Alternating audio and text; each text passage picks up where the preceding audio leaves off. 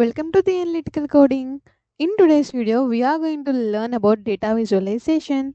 So till now, we have covered data preparation in Power Query Editor, data modeling, and basics of DAX. So in today's video, we are diving into one of the most important topics in Power BI, that is data visualizations. So let us bring our data to life with interactive reports. So it is the most exciting part. So, firstly, let us define data visualization. So, it is the art of turning numbers into meaningful insights. So, it is simply a graphical representation of data. By using visual elements like charts, graphs, maps, etc., instead of staring at rows and rows of numbers, visualizations help us see the trends, patterns, and insights at a glance.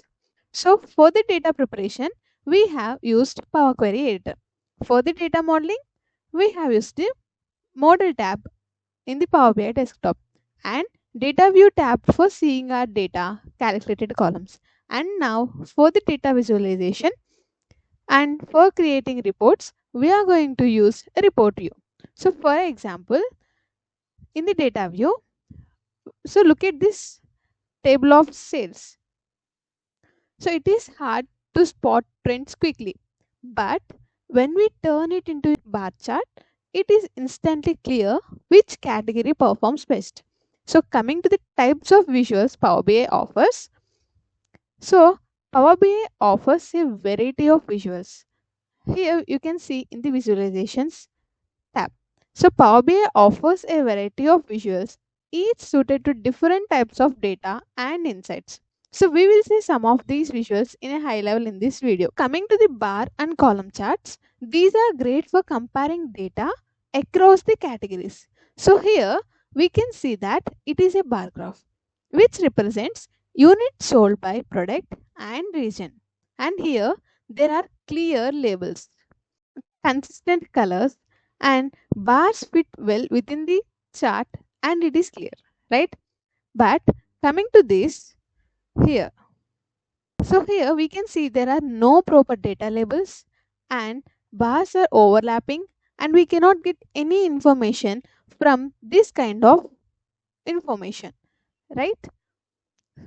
So and we cannot get any information from this kind of uses, so we have to use properly depending upon number of categories we are displaying. So, coming to the line chart, here it is.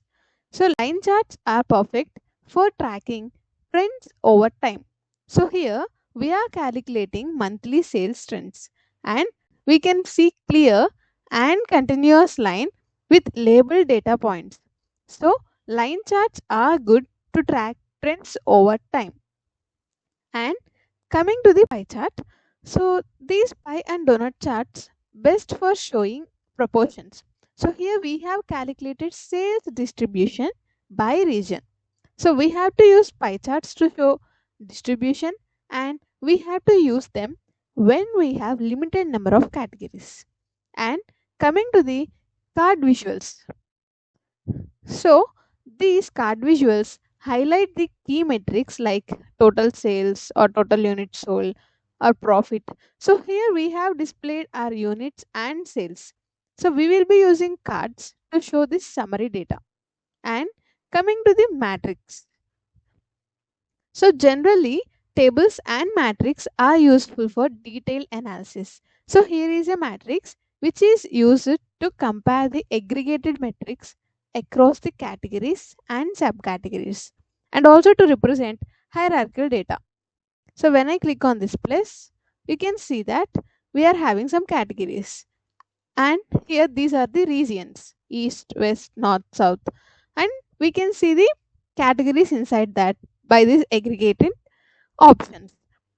So these are few visuals I have covered in this video, and now we know the types of visuals. So let us talk about the best practices. So choose the right visuals.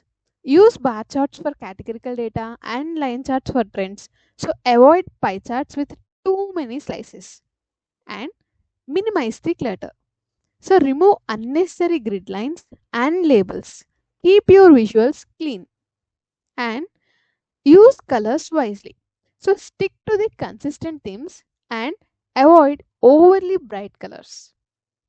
And focus on the audience. So always create your report to your viewers' needs. So for example, a sales team may need detailed region data, while executives might want high level KPIs. And emphasize insights. So use tooltips, labels, or annotations to highlight the key takeaways. So these are some of the best practices to keep in mind, and that's about the data visualization and some of the visuals in Power BI. If you want me to do a clear video on all the visuals and their uses, or which visual to be used for particular requirement, please do comment in the comment section. I will definitely do that. So thanks for watching. If you find this video helpful, hit the like and subscribe button and follow me for more Power BI updates.